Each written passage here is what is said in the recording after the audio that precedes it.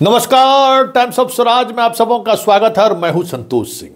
और आज हम टाइम्स ऑफ स्वराज में बात बीपीएससी की पीटी परीक्षा रद्द करने को लेकर पिछले 45 दिनों से जो आंदोलन चल रहा है, उस आंदोलन का मिजाज क्या है, आज हम उसी पर बात करना चाहते हैं। परमार साहब, ये दिल्ली की सड़कों पर ये जो आप देख रहे हैं नज़ारा ना, ये दिल्ली की सड़कों का नज़ारा है और आज का नज़ारा है। और इसमें अधिकांश ऐसे लोग शामिल हैं, ऐसे छात्र शामिल हैं जो आपके पीटी का एग्ज़ाम पास कर चुका है, फिर भी परीक्षा रद्द करने की मांग कर रहा है। जो आप कहते थे कि नॉन सीरियस लोग हैं, वो किस तरीके के नॉन सीरियस हैं ज़रा दिल्ली की सड़कों पर देख लीजिए।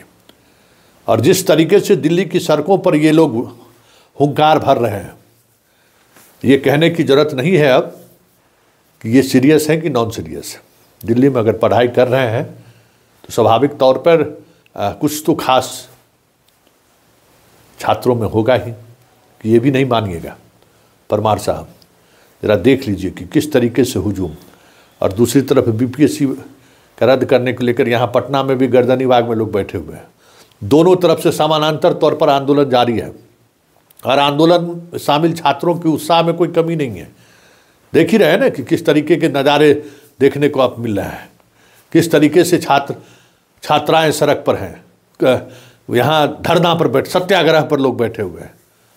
और जो खबर आ रही है वो खबर ये आ रही है कि 30 जनवरी को छात्र आर पार की लड़ाई लड़ने की मूड में है और उस दिन ज़बरदस्त शक्ति प्रदर्शन छात्रों के द्वारा होगा, क्योंकि सत्याग्रह पर जिस तरीके से सरकार को रिस्पॉन्ड करना चाहिए था, सरकार को लगता है कि छात्र अब हो गया, रिजल्ट निकाल ही दिए, सब लोग अपने अपने जगह पर चली गए हैं, मेंस का परीक्षा की तैयारी शुरू कर दिए और कोर्ट का भी जो रवैया है अभी खिंचाइए जाएगा, तब तक मेंस का रिजल्ट जारी कर देंगे, चलते चलिए। लेकिन हमें लगता है कि इस बार का आंदोलन सरकार को भारी पड़ेगा, महंगा पड़ेगा भाई नीतीश बाबू। और सम्राट चौधरी जी, दिलीप जायसवाल जी, सब ये नज़ारा देख लीजिए। दिल्ली का जो नज़ारा आप देख रहे हैं ना, ऐसे समझ जाइए कि ये लोग ये सिर्फ वोटर नहीं है, ये वोटर और वोट के प्रभावित करने वाले भी ये लोग हैं।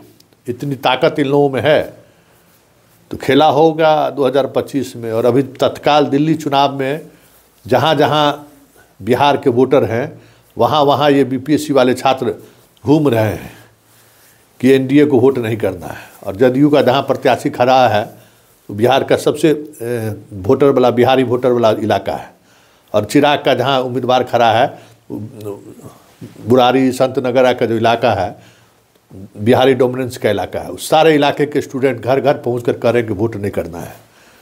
तब जब वोटे से सब कुछ होगा तो वहाँ से भी तैयारी जोर से है। जब वोट के चोटे से आपको नींद खुलेगा तो वो भी इस बार इस मूड में है। तो जरा देखिए गर्दनी बाग के गर्जन का भी और आज दिल्ली की सड़कों पर जो कुछ भी हुआ है, जरा नारों के साथ क्या कह रहे हैं छात्र, जरा सुनिए। और गर्दनी बाग क्या गरज रहा है, जरा वो भी सुन लीजिए।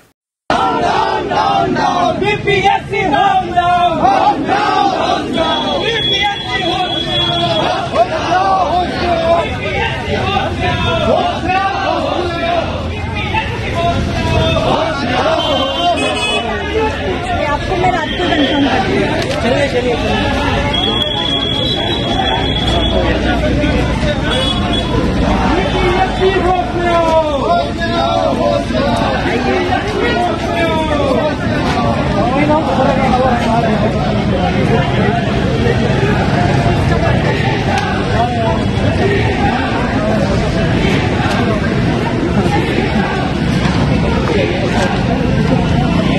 जो काम था वो हो चुका है।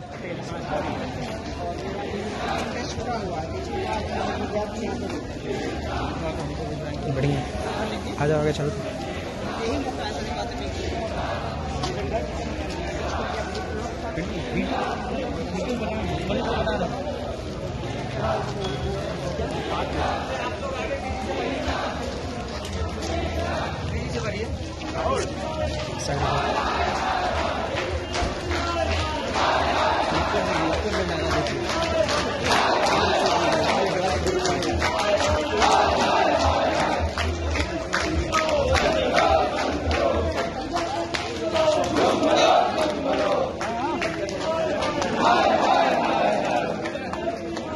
कहाँ बता पे देख है आवाज सुनाई नहीं दे रहा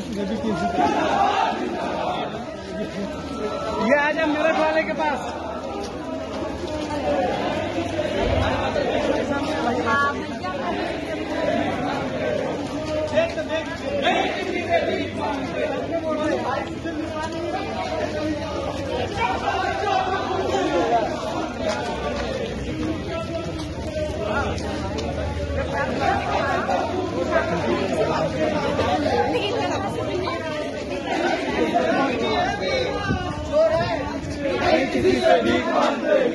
नहीं मन हुआ कुछ हो रहे रे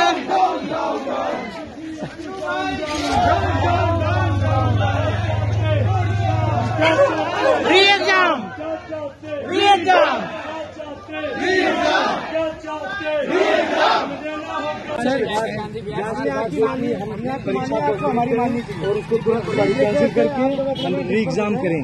हम सभी छात्र एग्जाम चाहते हैं। मामला हाई कोर्ट में है, लेकिन हाई कोर्ट के संज्ञान में रहते हुए इन्होंने रिजल्ट दे दिया और पूरी तरीके से छात्रों को जो है कि दिग्भ्रमित करने का कार्य किया है। हर सेंटर की धांधली हम चाहते हैं सरकार से, मोदी जी से हम आग्रह कर रहे हैं, निवेदन कर रहे हैं, विनम्र निवेदन कर रहे हैं कि आप इस मुद्दे को समझें, संज्ञान में लें और हमारी समस्या का निस्तारण करें। आदरणीय नीतीश जी, मोदी जी अलायंस की सरकार है और चुनाव भी आपके सामने है, तो ध्यान रखें कि हम छात्रों की समस्या को समझें। छात्र पास में बाकी सारे छात्र फेल हैं, तो फेल हुए आपकी गलत नीतियों की वजह से। आपने 2 दिन की परीक्षा कराई, स्केलिंग कराई बिना किसी मानक को बताए हुए, तो उसका हम विरोध करते हैं। कहीं 22 गुना, कहीं 22% छात्र पास हो रहे हैं रेशियो के हिसाब से, कहीं आज कोर्ट में नैनी टाकिया के कोर्ट में ही हम लोग का माननीय जो है उच्च न्यायालय के जो न्यायाधीश हैं उन्हीं में केस था और उन्होंने सारी चीज़ों को सुना। सुनने के बाद चूंकि उनको इस बात की जानकारी थी कि ऑलरेडी इससे संबंधित एक और केस है जो Pappu Kumar and others versus state of Bihar and others है, तो उन्होंने इस केस को उसके साथ जो है क्लब कर दिया ताकि दोनों की बेहतर ढंग से सुनवाई हो सके। क्योंकि उनको ये भी जानकारी थी कि माननीय चंद्रल साहब के जो है कोर्ट में ये था और 21 तारीख को उसकी सुनवाई हो सकती है। तो लेकिन जहाँ तक हम लोग को जानकारी मिली शायद अभी माननीय चंद्रल साहब छुट्टी पे हैं, तो हो सकता है कोई और भी इस केस को सुने। इसलिए उन्होंने कहा कि भाई इसको हम दोनों क्लब कर देते हैं ताकि इसकी बेहतर ढंग से सुनवाई हो सके। लेकिन फिर सवाल प्रश्न पत्र लीक मामले का आपके भी वकील वही सवाल कर रहे थे जो मुद्दा है ही नहीं। प्रश्न पत्र लीक वाला मुद्दा नहीं हम लोग का। हम लोग का जो मुद्दा है वो 2 अलग मुद्दे हैं। उसमें पहला मुद्दा हम लोग का ये है कि जो 4 क्वेश्चन उन्होंने हटाया है प्लस जो 13 क्वेश्चन जो हटाने चाहिए थे, मतलब जो करेक्ट करना चाहिए तो उन्होंने नहीं करेक्ट किया। तो पहला मुद्दा ये है कि गलत आंसर पे ही उन्होंने जो मेरिट बना दी है वो, और दूसरा मुद्दा हम लोग को 13 और 4 वाला है कि 4 वाले को अनड्यू एडवांटेज मिला, उसको उसका बेनिफिट मिला, वो नहीं मिलना चाहिए और किस आधार पे उन्होंने जो है मेरिट लिस्ट घोषित की। हम लोग का ये मुद्दा ये था क्योंकि ये रिजल्ट आने से पहले ही हो गया था, तो हम लोगों ने ये डाला था कि आखिर 13 और 4 वाले को कैसे आप बराबर करेंगे। ये पहले वाले केस में नहीं था, इस वाले केस में दोनों डाला गया। अतुल प्रसाद के ट्वीट का क्या मतलब? देखिए, अतुल प्रसाद जी ने जो ट्वीट किया है वो कहीं ना कहीं उन्होंने क्लियर इंडिकेशन दिया है कि जिस प्रकार बीपीएससी के चेयरमैन से लेकर बाकी सारे लोग गोपनीय रूप से बात करते हैं और उन लोगों से बात करते हैं जो इसके स्टेक होल्डर नहीं है, जबकि अतुल प्रसाद जी जब भी बात करते तो छात्रों से बात करते थे। मुझे लगता है कि जितना परिवर्तन बीपीएससी में अतुल प्रसाद जी ने किया था उतना भी नहीं हुआ। उन्होंने जो है नेगेटिव मार्किंग को इंट्रोड्यूस किया, उन्होंने ऑप्शन ई को हटाया, उन्होंने जो है पूरा पेपर का सिलेबस चेंज कर दिया, उन्होंने जो मेंस का जो सब्जेक्टिव होता था उसको ऑब्जेक्टिव कर दिया और जीएस को बेस बनाया। लेकिन इसके लिए हमेशा वो छात्रों के साथ मिलते थे। उन्होंने अपने सिक्योरिटी सिस्टम के बारे में भी बताया, जो कॉपी चेक करने की विधि है उसके बारे में बच्चों से बात करते थे। तो उन्होंने कहा कि ये जो सारी चीज़ें हो रही हैं इसमें पहला कारण तो एक ट्रांसपेरेंसी जो होनी चाहिए वो नहीं हो रहा है, और दूसरा क्या है कि उन्होंने एक जो है ट्रेडिंग की भी उन्होंने बात की है, इनसाइड ट्रेडिंग की, कि कहीं ना कहीं जो सीटों की खरीद फरोख्त हो रही है जो पूरे की पूरी प्रक्रिया में समझ में आ रहा है। तो एक उन्होंने जो है इनसाइड ट्रेडिंग की बात कर दी, दूसरा उन्होंने ट्रांसपेरेंसी की बात कर दी, और तीसरा जो एक बहुत इम्पॉर्टेंट चीज़ है कि जब उन्होंने कहा था कि साहब हम बच्चों से एकदम ट्वीट पे बोलते थे या बताते भी थे कि भाई रटने से तुम सेलेक्ट नहीं होगे, सतही ज्ञान से तुम्हारा सिलेक्शन नहीं होगा, अब तुमको गहराई में पढ़ना पड़ेगा, एथेंटिक बुक पढ़नी पड़ेगी। तो उस हिसाब से उन्होंने 67, 68 और 69 क्वेश्चन पेपर बनाया। लेकिन अभी के जो चेयरमैन ने क्या किया, उन्होंने भी यही बात की कि जो पहले की परंपरा है उसी के हिसाब से बनेगा। फिर दूसरों ने कहा कि साहब यूपीएससी की तरह क्वेश्चन पेपर बनेंगे और सतही ज्ञान से काम नहीं चलेगा। और फिर जो प्रश्न पत्र बना दिया वो ग्रुप डी या यूँ समझ लीजिए कि बीपीएससी लायक नहीं था। तो कहीं ना कहीं उन्होंने बच्चों को मिसलीड किया, कहीं ना कहीं उन्होंने बच्चों को मिसगाइड किया। अगर वो यही कह देते कि भाई हम क्वेश्चन पेपर इस तरह का बनाएंगे तो बच्चे उसके लिए तैयार होते। और जब 13 वाला पेपर कैंसिल हुआ है और 4 को जब बना है तो 4 वालों को मालूम हो गया था कि पेपर इसी तरह बनेगा, इसलिए वो और तैयार होके गए। तो अभी जो 3 दिन पहले जो है प्रेस कॉन्फ्रेंस हुआ था, उस प्रेस कॉन्फ्रेंस में चेयरमैन साहब तो नहीं उपलब्ध थे। अब पता नहीं क्यों नहीं आजकल आ रहे हैं, कोई विशेष बात तो नहीं हो गई। बाकी जो 4 महानुभाव थे जिन्होंने बहुत सारा डाटा लेके आए थे, उनसे जब 2-4 प्रश्न पूछे गए कि साहब ये बताइए कि 13 वाले कितने % सिलेक्ट हैं और 4 वाले, तो बता नहीं पाए। कहे साहब ये डाटा तो नहीं है, लेकिन उनके पास ये डाटा जरूर था कि पटना साहिब का आंसर कितने लोग गलत दिए। उनके पास ये डाटा जरूर था कि कितने लोग माइनस मार्किंग में हैं। उनके पास ये डाटा जरूर था कि 120 नंबर कौन पाया। लेकिन अगला प्रश्न हम भी डाल देते कि 120 वाला 4 वाला है कि 13 वाला, 100 से ऊपर नंबर पाने वाले 4 वाले हैं कि 13 वाले।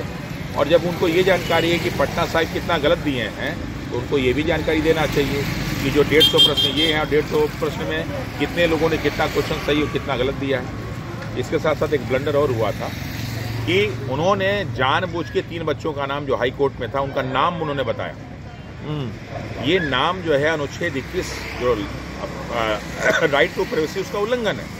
अगर आप 3 का नाम बता रहे हैं तो बाकी 21,000 का भी नाम बताइए, ताकि हम खोज सकें कि कौन जो है एक बड़े पार्टी के राष्ट्रीय अध्यक्ष की जो है बेटी तो नहीं है, बेटा तो नहीं है किसी नेता मंत्री का, हम लोग खोज सकें। तो आप कहीं ना कहीं अनुच्छेद 21 का व्यक्ति के जो है व्यक्तिगत जो है नाम लेकर उसके बारे में आप कुछ और करना चाहते हैं, डराना चाहते हैं। और एक मुद्दा और उठ गया था संतोष जी कि जो 11 बच्चों को जो डिबार करने की बात कही थी। आप डिबार करने वाले कौन होते हैं भाई? कैसे डिबार करेंगे? आपके सामने जो है चेयरमैन साहब कहते हैं कि फट नहीं सकता और फट गया। जो है वहीं पे जो टीवी पत्रकार लोगों ने फाड़ के दिखा दिया। क्वेश्चन पेपर कम। अच्छा, एक चीज़ और मुद्दा उठाएंगे हम लोग कि 12 के डीएम साहब ने बताया था कि साहब 12-12 के 16 सेट। तो उस हिसाब से ये 273 वाला हर क्लास में बैठने का सिस्टम मुझे नहीं समझ में आया। जहाँ आपका डिब्बा जो है इवन नंबर में है, जहाँ आपके क्वेश्चन पेपर इवन नंबर में है, तो क्लास में जो बच्चों की संख्या ऑड नंबर में क्यों रखी गई? ये कौन सा गणित ये लोग खेल रहे थे जो अचानक उजागर हो गया? और कहीं पेपर जो है देर करवा के, क्योंकि बहुत सारे बच्चों की वीडियोस आए कि सब 2:30 बजे तक हम लोग बैठे रहे, क्वेश्चन पेपर रखा रहे लेकिन नहीं दिया गया। वहाँ बच्चों का असंतोष किसी बात को लेकर नहीं था। बच्चों का असंतोष सिर्फ इसलिए था कि आधे घंटे बैठा के उनको पेपर नहीं दिया गया ताकि वो असंतोष फैल जाए। लेकिन उन्होंने ये नहीं सोचा था कि ये पेपर लड़का लेके बाहर भागा जाएगा, और यही इनके लिए समस्या बन गया। तो मुझे लगता है कि ये भी चेक इन करने का विषय है कि क्या इन लोग जानबूझ के तो बाबू बच्चा परिसर में घटना नहीं कराई, ताकि बाद में इस 22 सेंटर को अलग अलग बांट दिया जाए और फिर जो है चोरी कराया जाए, नकल कराया जाए।